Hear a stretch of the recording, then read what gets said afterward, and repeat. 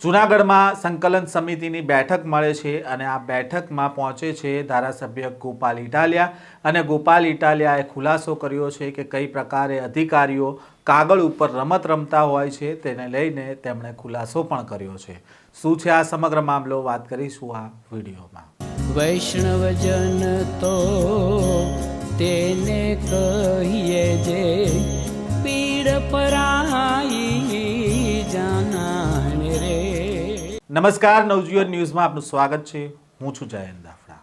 વિસાવદરના ધારાસભ્ય ગોપાલ ઇટાલિયા તેમણે ફરી એકવાર અધિકારીઓ સામે કાગળની રમતને લઈને મોટા આરોપ લગાવ્યા છે। જૂનાગઢમાં સંકલન સમિતિની એક બેઠક મળી હતી અને આ બેઠકમાં વિસાવદરના ધારાસભ્ય ગોપાલ ઇટાલિયા પહોંચ્યા હતા અને આ બેઠકમાં સ્થાનિક લોકોને જે મુશ્કેલીઓ પડી રહી છે તેને લઈને તેમણે અધિકારીઓને રજૂઆત કરી હતી। તેમણે એક ઉદાહરણ આપતા કહ્યું કે ગામમાં એક ટાંકી છે અને લાંબા સમયથી તે જર્જરિત છે, તેને તોડવાની કામગીરી કરવાની છે, પરંતુ અધિકારીઓ છે તે એકબીજાને કાગળ ઉપર કાગળ લખી રહ્યા છે અને ટાંકી તોડવા જેવી સામાન્ય બાબતને લઈને પણ લાંબો સમય થઈ ગયો છે અને અધિકારીઓ છે તે હજી પણ કાગળ એકબીજાને લખીને ખો આપી રહ્યા છે। પહેલા તો શું કહી રહ્યા છે ગોપાલ ઇટાલિયા તેમને સાંભળીએ। જૂનાગઢ જિલ્લાની જિલ્લા ફરિયાદ સમિતિની બેઠક હતી। કલેક્ટરશ્રીની અધ્યક્ષતામાં જિલ્લા કક્ષાના તમામ અધિકારીઓની હાજરીમાં, ધારાસભ્યોની હાજરીમાં મીટિંગ દર મહિને થતી હોય છે। આ મીટિંગનો ઉદ્દેશ્ય એવો છે કે ધારાસભ્યો તરફથી જનતાના કોઈ પણ મુદ્દાઓ, વિષયો, રજૂઆતો, પ્રશ્નો, ફરિયાદો આપવામાં આવે તો એના ઉપર ચર્ચા થાય, સંવાદ થાય અને એનું સકારાત્મક પરિણામ આવે, સંતોષકારક પરિણામ આવે એવા પ્રયત્નો કરવાની આ મીટિંગ હોય। પણ આજે મારે બહુ દુઃખ સાથે આ મીટિંગમાં કહેવું પડ્યું કે કેવા કેવા પ્રશ્નો ઉપર મહિનાઓ સુધી ચર્ચા કરવી પડે છે। અમારા મોટી મોડપરી ગામમાં, છેલણકા ગામમાં, જામતા ગામમાં અને કરિયા ગામમાં ટાંકી જર્જરિત થઈ ગઈ છે, વર્ષો પહેલા જર્જરિત છે, એને તોડવાની છે। જુલાઈ મહિનાથી હું આ બેઠકની અંદર કલેક્ટરની અધ્યક્ષતાની બેઠકમાં કહી રહ્યો છું કે ટાંકી તોડો, જર્જરિત છે, આપમેળે પડી જશે તો કોઈ મરી જશે। હવે ટાંકી તોડવાની બાબતમાં અધિકારીઓ એકબીજાને પત્રો લખે છે। જુલાઈ મહિનાથી લઈ આજે જાન્યુઆરી આવી ગયો, જર્જરિત તો ઘણા વર્ષોથી છે। મેં ઉઠાવવાની શરૂઆત કરી એ પછી તે હજુ તો કાગળ નરસૈયો જેમ સામળિયા શેઠને મૂંડી લખતો મૂંડી લખ્યા કરે છે, તમે તોડશો કે હું તોડીશ। મેં આજે કીધું કે શરમનો વિષય છે કે કલેક્ટર, ધારાસભ્ય અને જિલ્લા કક્ષાના અધિકારીઓની હાજરીમાં ટાંકી તોડવા જેવી બાબતોની ચર્ચા કરવી પડે। એનો અર્થ એ છે કે આપણે કેટલી હદે પાછળ છીએ। દુનિયાના દેશો ક્યાં પહોંચ્યા ને આપણે ટાંકી તોડવા માટે કલેક્ટરની અધ્યક્ષતામાં મીટિંગ રાખી કે આ ટાંકી તોડશો કે કેમ। અને માત્ર ટાંકી તોડવાનો મુદ્દો નથી। ગુજરાત સરકારના પૂર્વ કેબિનેટ મંત્રીનું વતનનું ગામ કાલાવડ, વિસાવદર તાલુકાનું, ત્યાં ગ્રામ પંચાયત 6 વર્ષથી બને છે। 6 વર્ષથી એ બાંધકામ પૂરું નથી થતું। કોન્ટ્રાક્ટરો મનમાની કરી રહ્યા છે, અધિકારીઓ કોન્ટ્રાક્ટરોને કંઈ કહી નથી શકતા। કેબિનેટ મંત્રીના પોતાના વતનના ગામમાં ગ્રામ પંચાયત જ નથી। એ વાતની ગંભીરતા જિલ્લા વહીવટી તંત્રને છે નહીં। દરેક અધિકારી પાસે સામળિયા શેઠની હુંડી જેવો એક જવાબ છે, લખીને આપી દે। કોઈ નીચે લખીને આપે, કોઈ ઉપર લખીને આપે, કોઈ સાઈડમાં કે અમારામ નહીં તમારામાં આવે છે, તમારા વાળા કે અમારામ નહીં ઉપર આવે, ઉપર વાળો કે નીચે આવે, નીચે વાળો કે સાઈડમાં આવે છે। કેબિનેટ મંત્રી, પૂર્વ કેબિનેટ મંત્રીના ગામમાં ગ્રામ પંચાયત નથી એ રાષ્ટ્રીય શરમનો વિષય હોવો જોઈએ। શું કામ કે પંચાયતમાં તલાટી ક્યાં બેસતા હશે, રેકર્ડ ક્યાં રાખવામાં આવતું હશે, ગામજનોની બધી જે કઈ સુવિધા વ્યવસ્થા છે એનું શું થતું હશે।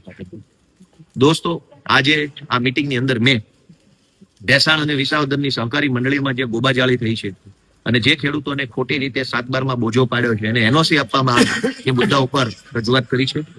બીજું કે જે ખેડૂતોએ મંડળીઓની અંદર થાપણ મૂકી છે, ડિપોઝિટ, એને ડિપોઝિટ પાછી આપવામાં આવે એ મુદ્દાની રજૂઆત કરી છે। આ સિવાય હમણાં જૂનાગઢની અંદર એક પ્રાઇવેટ કંપનીનું એક સંમેલન થયું હતું। આ સંમેલનમાં વીજળી વિભાગે સરકારને 50 લાખ રૂપિયાનું નુકસાન કર્યું છે।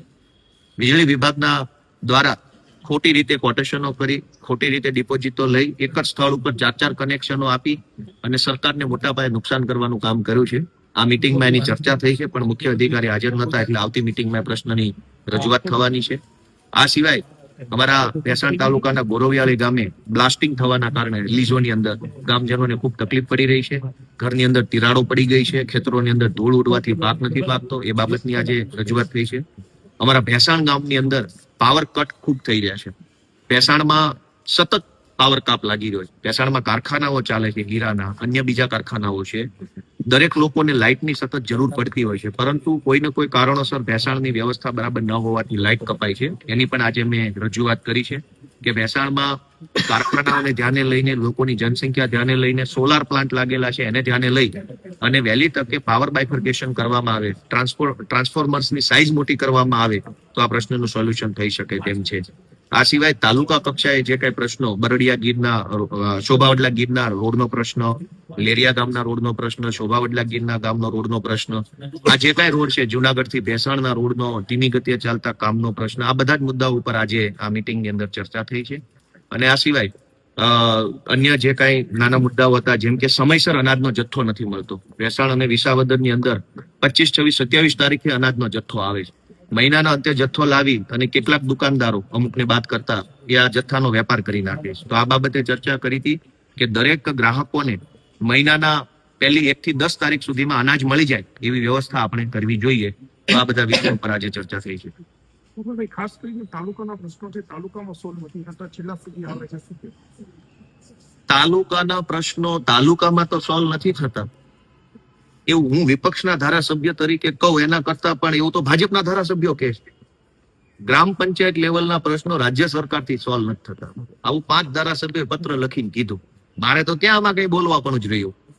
ભાજપના સાંસદો, ધારાસભ્યો હોય તે ગ્રામ પંચાયત લેવલનું કામ નથી કરાવી શકતા. એ આખું ગુજરાત જાણે એવી હકીકત છે. એનો અર્થ એ કે એક લેવલે કોન્ટ્રાક્ટરો અને એક લેવલે અધિકારીઓ છે એ સરકારના બોસ બની ગયા છે.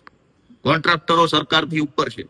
બીસીપી પાર્ટી, ભારતીય કોન્ટ્રાક્ટર પાર્ટી, એની સરકાર છે. અને અધિકારીઓનું કોઈ માનતું નથી. અધિકારીઓ નોટિસની ગેમ રમ્યા કરે છે. ગામને એનો હક નથી મળતો, લોકોને એનો હક નથી મળતો, અને નોટિસ. વર્ષો સુધી નોટિસની રમત ચાલે. કંઈક થોડી ગંભીરતા આવે એવા આશા રાખીએ છીએ. સરકારની રજૂઆત છે.